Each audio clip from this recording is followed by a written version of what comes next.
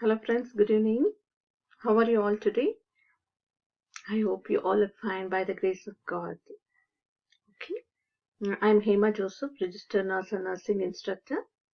I welcome you all my YouTube channel Divine Nursing Exam Tutoring. Okay. Today the topic I'm going to discuss about from digestive system. Okay. The small topic, it's very important for the exam. Frequently they're asking question from this topic. Okay. Okay, let's see which is the topic. Okay. The topic is acid reflux, gastroesophageal reflux disease. Okay, what is gastroesophageal reflux disease? Gastroesophageal reflux disease is the backflow of gastric and duodenal contents into the esophagus. Okay, I have provided the two picture here: healthy stomach and GERD stomach. Okay, you can see in a healthy stomach. I hope you already know the anatomy of esophagus and the stomach, right? Digestive system. So I just okay. Here you can see the two parts, esophagus and the stomach. Between these two parts, there's one more part here called lower esophageal sphincter. This sphincter is made up of bundle of muscles. Okay, it's made up of bundle of muscles at the end of the esophagus. Okay, it separates the esophagus and the stomach. Okay, when this LE is closed, it prevents acid and stomach contents from traveling backwards from the stomach to the esophagus. Right, this is a normal function. But when in GERD, you can see here this sphincter is loose, relaxed. Okay, what will happen? The person with the GERD, the sphincter muscle become weak or fail to close tightly. Okay, causing food and the stomach contents backflow towards the esophagus. Okay, which causes irritation and what happened? Inflamed from the acid, right? This is the difference. Okay, this is what happened in GERD. Let's see what is the risk factors.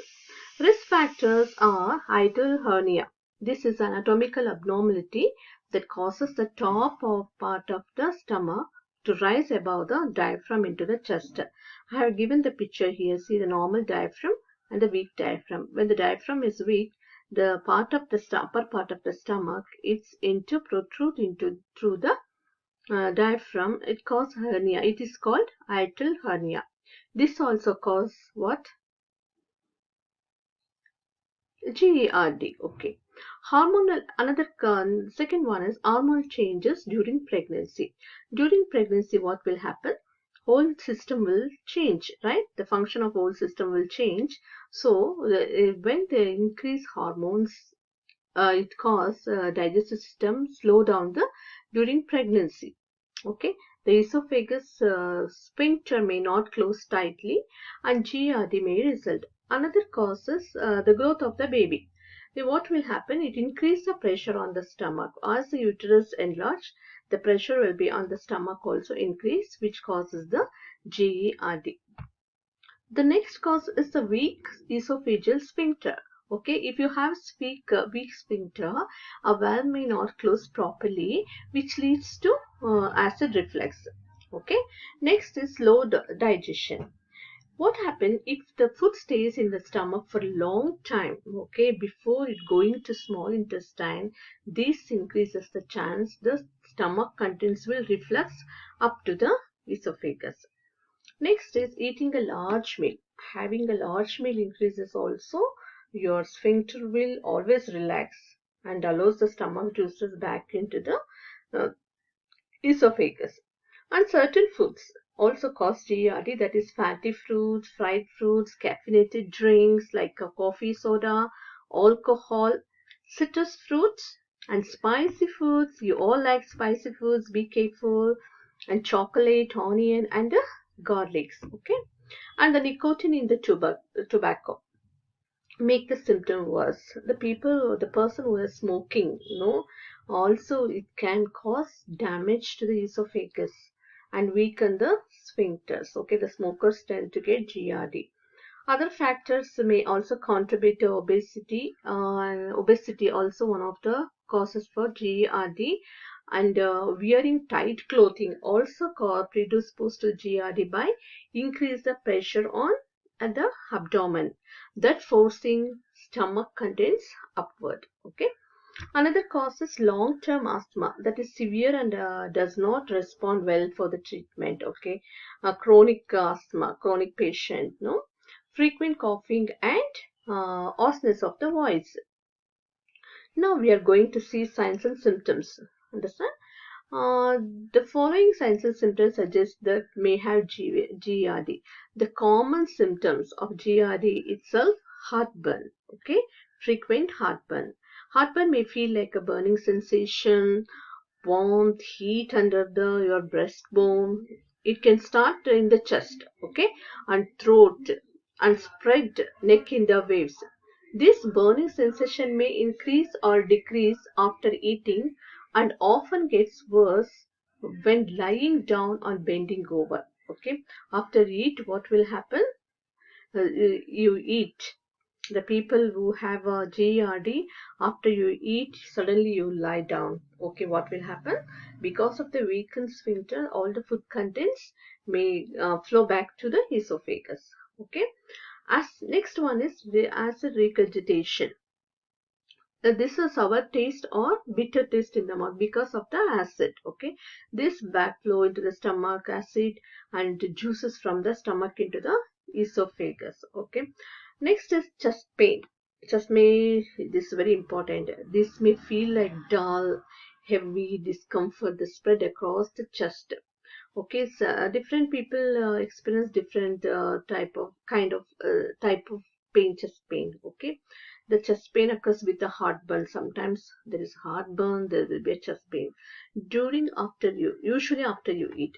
Sometimes chest pain is confused with the pain from the heart attack. It must be very careful in this situation. Okay, when patient come with heartburn and chest pain, you're very careful, assess the patient. Okay, we must assess carefully, which usually feels like a pressure, heaviness, tightness, squeezing chest pain, and discomfort or dull ache. Other symptom GRD can include trouble swallowing, dysphagia will be there, extra salivation, water brush will be there, and cough will be there. So we are very careful when we are assessing the patient, especially when patient come with the symptoms with chest pain and the heartburn. Okay. Next, what is the diagnostic procedure you are doing? One is upper gastrointestinal endoscopy. This allows us to view the inner lining of the esophagus, stomach, and the duodenum. Okay, using a flexible imaging instrument called endoscope. Next is pH monitoring. This test also shows often acid from your stomach into the esophagus and how long it stays there.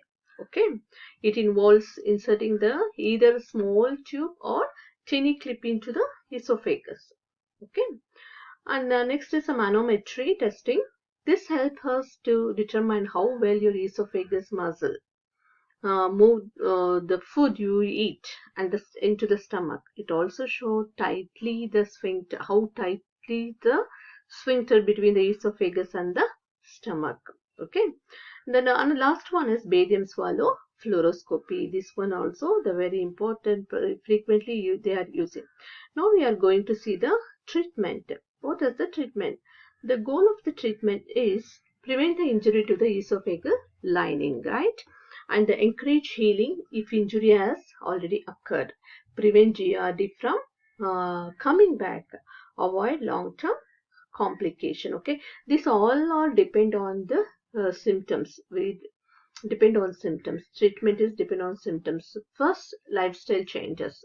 If medicine and lifestyle not working to ease the symptoms, then they go back to the long-term treatment, surgery.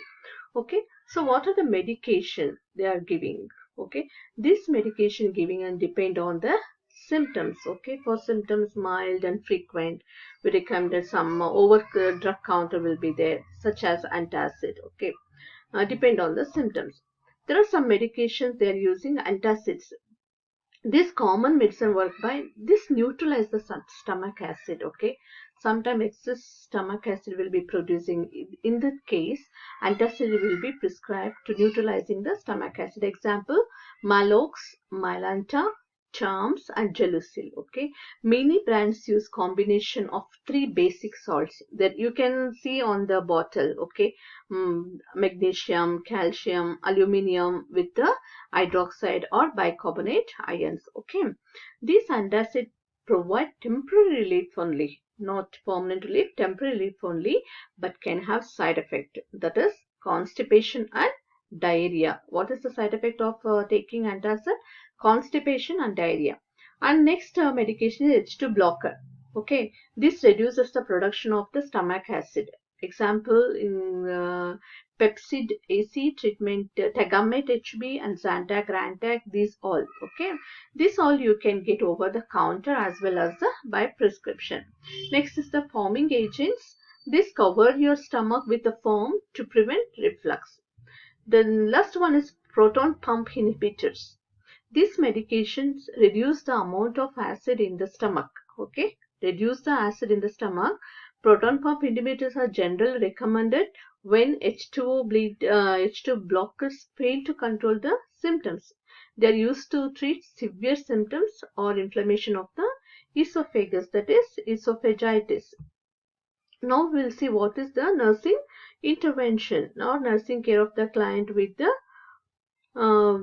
gastroesophageal reflux. So first teach the dietary guidelines. Ask them to eat small meal, frequent meals to avoid gastric distension. Okay. Instruct the client to eat low fat diet, high fiber diet, and avoid eating or drinking 2 hours before sleep, bedtime. And after eating, elevate the bed 6 to 8 inches. These are all the nursing tips. They are going to ask the question, okay, from this. Avoid foods that decrease the LES pressure like alcohol, peppermint, caffeine, chocolate. They have to avoid.